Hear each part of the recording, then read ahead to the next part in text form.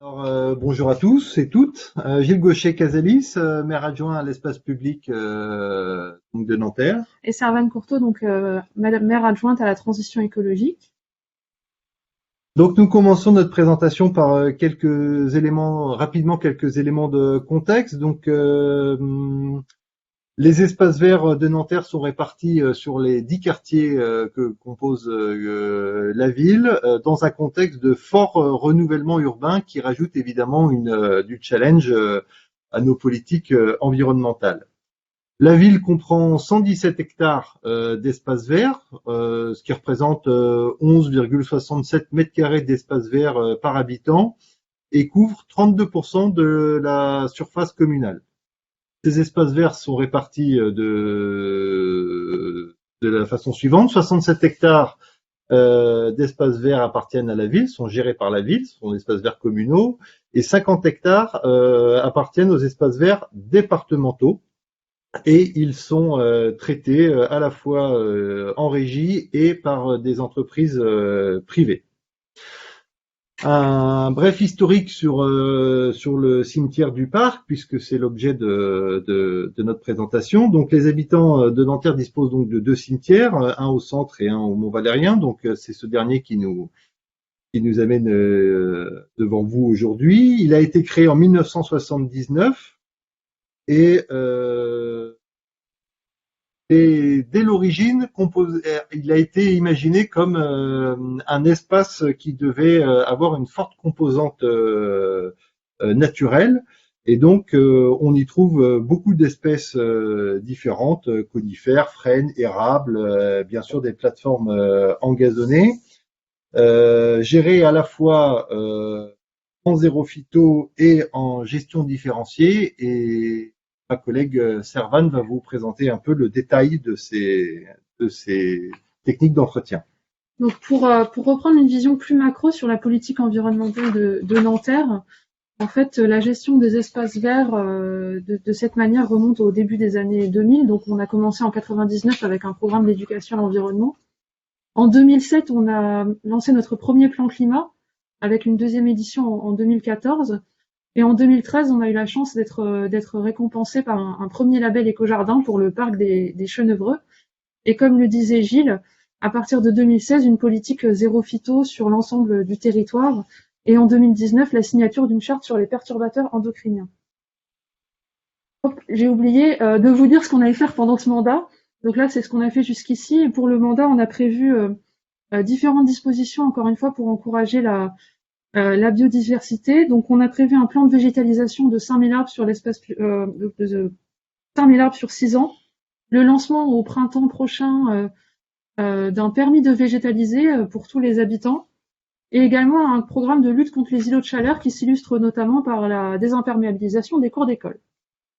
Donc, pour revenir au cimetière-parc du Mont-Valérien, donc je vais vous présenter le plan de gestion de ce cimetière qui est issu d'un travail de forçat, on va dire, pendant 1 an et demi par tous les services concernés de la ville, donc que ce soit la gestion de l'eau, la gestion des déchets, la gestion du patrimoine arboré. Ça a vraiment été de nombreux groupes de travail pour arriver à ce plan de gestion pour les 3 prochaines années. Donc vous voyez la carte du cimetière ici. Ce qu'il faut se rappeler, c'est que bon, on a la chance de partir d'un espace qui est très végétalisé, mais on doit quand même concilier à la fois la fonction funéraire et cinéraire et donc la préservation de l'environnement. Ce qui nous amène à plusieurs axes sur ce plan de gestion. On a d'abord les pelouses tendues, donc sur l'espace funéraire, avec qui représente en fait finalement 3,5 hectares du cimetière.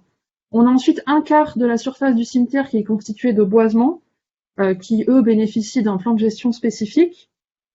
On a des massifs de fleurs qui sont dont le nombre est en train de diminuer puisque le but c'est d'avoir une politique d'arrosage qui soit cohérente sur l'ensemble du site.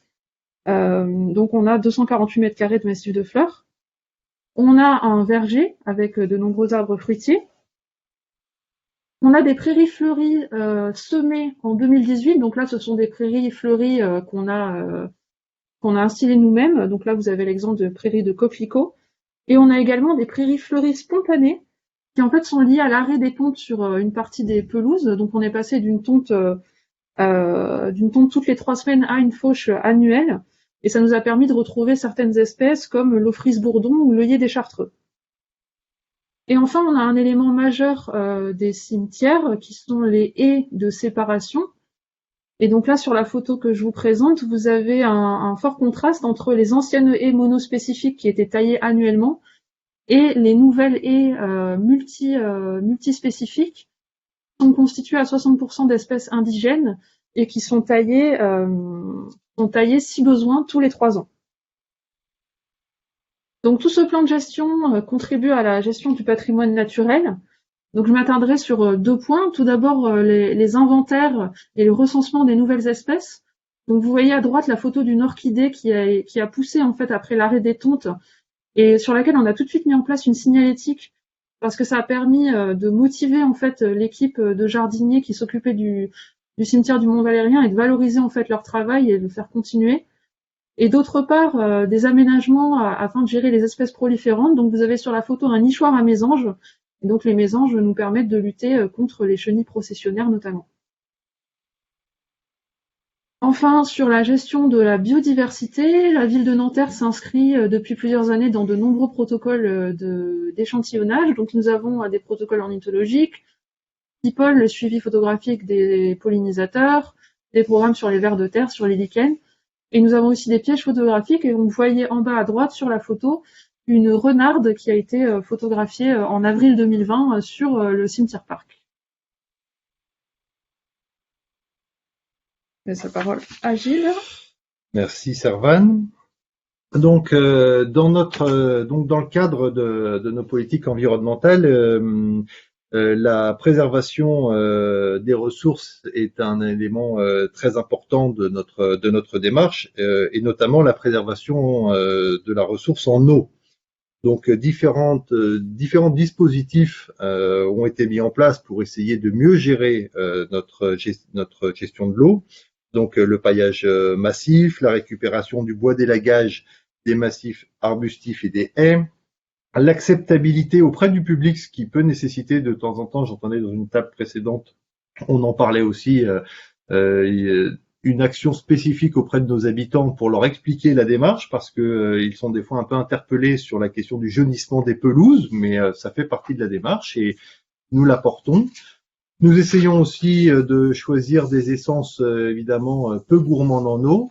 Servane en a parlé, le fait que Nanterre soit passé très tôt au zéro phyto nous a permis aussi de mieux gérer notre ressource en eau, pour obtenir un résultat de 69% d'économie de notre consommation d'eau entre 2008 et 2018. Donc en 10 ans, nous avons obtenu des résultats que nous considérons tout à fait satisfaisants.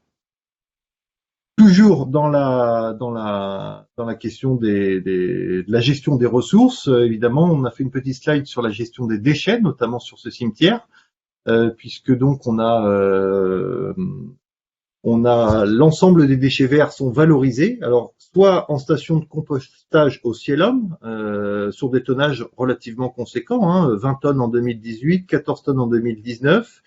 Et puis depuis un an, nous avons installé sur le cimetière à proprement parler 2 plateformes de compostage pour justement limiter les flux de transport de ces déchets. Alors, ce sont évidemment des stations de compostage qui sont exclusivement réservées à nos jardiniers, mais qui permettent d'avoir une ressource naturelle sur place.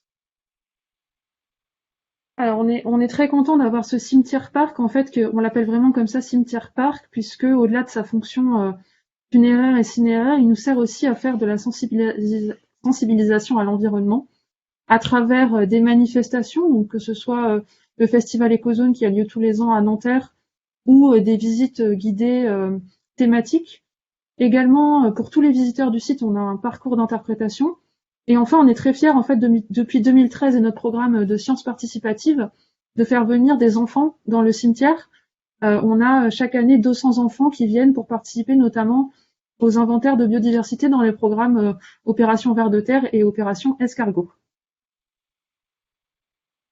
Alors, évidemment, pour nous, c'est important d'avoir reconnaissance Peut-être d'abord à l'endroit de nos jardiniers. D'ailleurs, je reviens là-dessus, j'ai oublié de le dire dans mon propos liminaire. Le parc est géré par huit jardiniers et un agent de maîtrise. Et donc évidemment, ce label conforte, accompagne et met en valeur le travail de ces agents municipaux. Ça participe à créer une démarche d'émulation. On gagne bien sûr en traçabilité. Le fait de participer le fait d'obtenir ce écolabel nous a aussi permis donc de bénéficier d'un audit indépendant qui nous permet de réinterroger nos pratiques. Et c'est aussi bien sûr un outil de communication auprès du grand public puisque c'est notre deuxième site sur Nanterre à obtenir le label Éco-Jardin. Nous avons un autre parc dans la ville qui a déjà cet écolabel et ça s'inscrit plus globalement sur la volonté donc de notre ville sur la place du vert dans notre espace urbain. Et c'est la suite un peu de 2018 et de l'obtention par la ville de la 3e fleur dans le cadre des villes et villages fleuris. Donc nous continuons sur cette lancée et ces reconnaissances sont importantes pour tout le monde. Alors, on continue sur notre lancée et on compte pas s'arrêter là. On a déjà plusieurs objectifs sur les 3 prochaines années. Tout d'abord, on va renforcer la recherche des sources en eau déjà présentes sur le site, qui nous permettra de fournir aux habitants des captages directement de l'eau du site et pas de l'eau de la ville. On va également mettre en place le tri sélectif pour les usagers. Et enfin, vous avez une photo à droite du Belvédère, qui est un espace très contemplatif tout en hauteur du cimetière-parc. Et on va renouveler en fait cet espace de manière à ce qu'il soit encore plus agréable. On a déjà fini. Voilà, on a tenu les temps. On voulait vous remercier pour votre attention. On est à l'audition. Et puis, on souhaitait notamment remercier donc Benjamin Bauer, qui est l'agent de maîtrise responsable du parc, et puis Coralie Richard et Jeanne Gaudin de la mission Transition écologique qui ont coordonné en fait tous les groupes de travail pendant 1 an et demi pour l'obtention de ce label. Merci beaucoup.